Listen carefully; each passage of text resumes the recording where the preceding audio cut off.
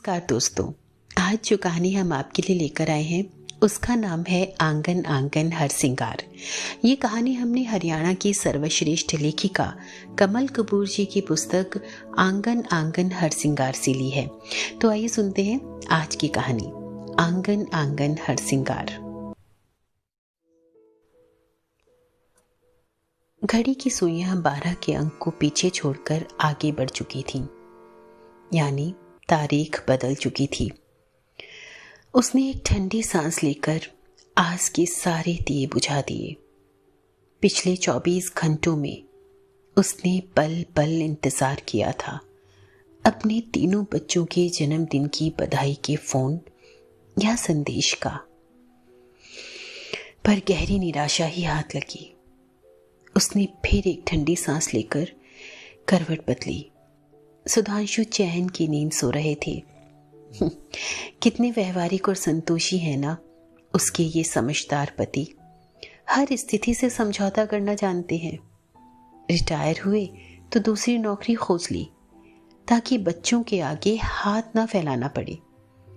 उसने फिर करवट ली तो पलंग हिला और वो नींद में गुनगुनाए। वो उठकर कमरे से बाहर आ गई कि क्यों दिन भर के थके हारे भले मानुस की नींद खराब की जाए। अब वो सूने घर में घूम रही थी। कैसा ठंडा सन्नाटा पसरा हुआ है यहाँ, जहाँ कभी बच्चों का मीठा शोर गूंजा करता था। वो सोच रही थी। मन किसी तरह चैन नहीं पा रहा था। खिड़की का पर्दा हटाकर देखा तो पल भर को मन खिल उठा।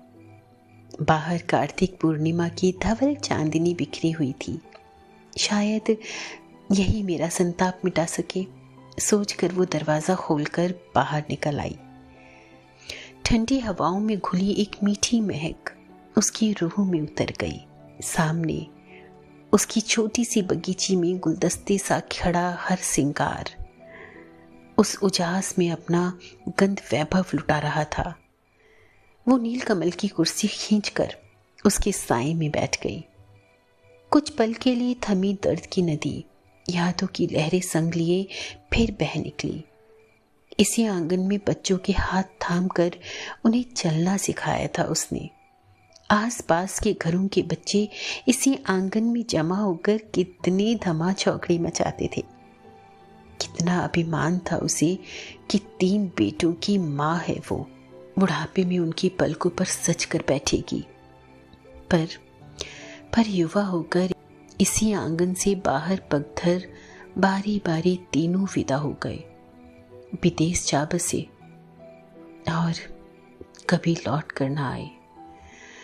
रात गहरा रही थी, चांद ढलान पर था और वो यादों की नदी में डूब तैर रही थी कि कंधों पर नरम गरम सा परस पाकर चौंकी। मुड़कर देखा, सुधांशु खड़े उसे शॉल उड़ा रहे थे। तुम्हारा दर्द मैं जानता हूं शिवानी, पर अब उठो और चलकर थोड़ी देर सो लो। भोर के 4 बज रहे हैं। नहीं जी, बस थोड़ी देर और।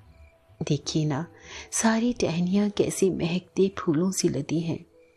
ये सारे फूल भोर की दस्तक सुनकर झर उठेंगे। आज मैं देखना चाहती हूँ कि जिन डालियों पर फूल जन्मते पलते और पनपते हैं उन्हीं से कैसे जुदा होते हैं।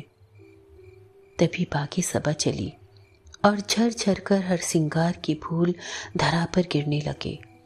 शिवानी ने तुरंत खड़ी होकर अपना खाली आंचल फैला लिया कि शायद फिर से भर उठे उसका वो खाली आंचल।